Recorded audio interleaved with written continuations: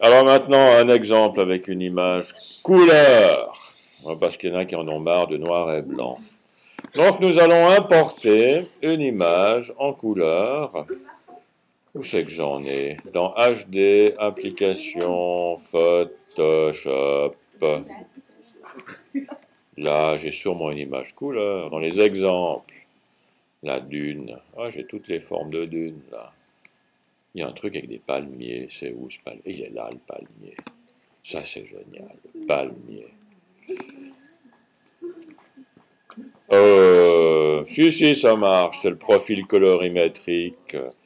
US Web Coded. On fait OK. Regardez-moi ça si c'est beau. Ah, il y a même un hamac ici.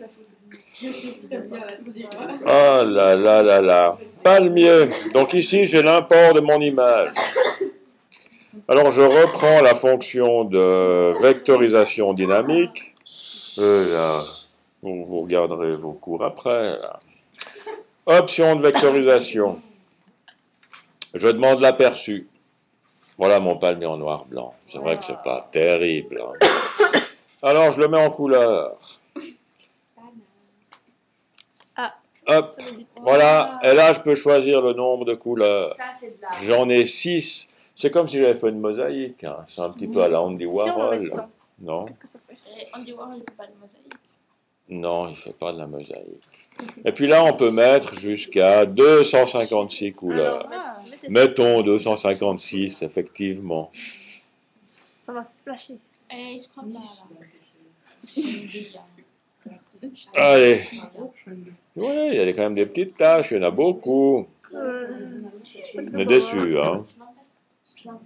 Non, l'idéal, c'est quand même de rester dans les nombres tout à fait raisonnables. Et je pense que 5 couleurs, ça ira bien pour la démonstration que je veux faire. Oh, peut-être 6 quand même. Il faut qu'il y ait un petit coup d'orange. Ça m'étonne un peu d'orange, de brun, voilà. On a de nouveau les mêmes paramètres pour ajuster le tracé, les zones minimales, etc. Nous vectorisons.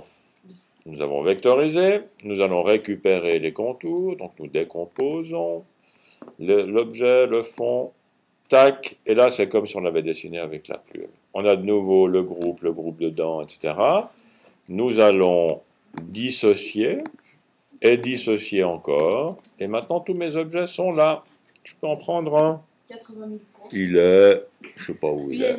Il est à côté de l'arbre. Il est À côté de l'arbre. À gauche. Là.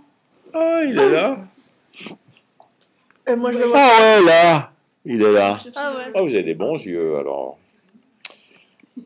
Donc, j'ai une liste interminable. C'est tous les tracés qui ont été fabriqués comme si ça avait été fait avec la plume. Alors maintenant, ce qui est rigolo, c'est qu'on peut changer les couleurs. Regardez. Mais regardez ça.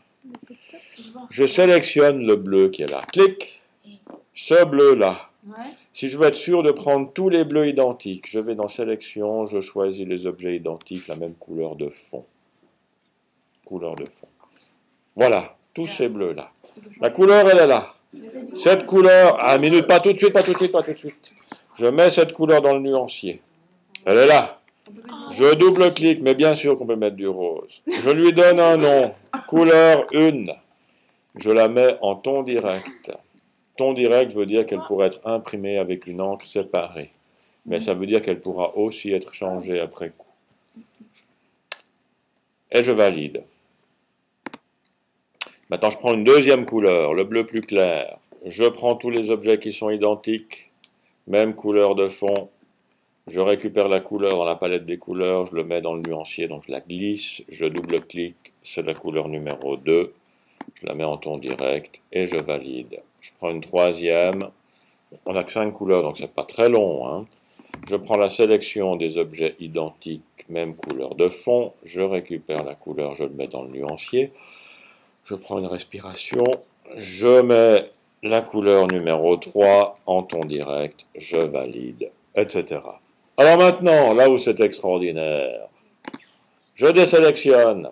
Je prends le bleu qui est là, cette couleur-là. Je mets du rose. Je demande l'aperçu. Et j'ai du rose. C'est beau, mais c'est beau. Donc ça veut dire qu'avec un dessin comme ceci, qui a été vectorisé, qui n'a pas 256 couleurs, mais qui en a, je ne sais pas, une dizaine, vous pouvez nommer chaque couleur et ensuite changer après coup chaque couleur. En fait, ça sert strictement à rien, mais c'est assez sympa. Voilà, je m'arrête là.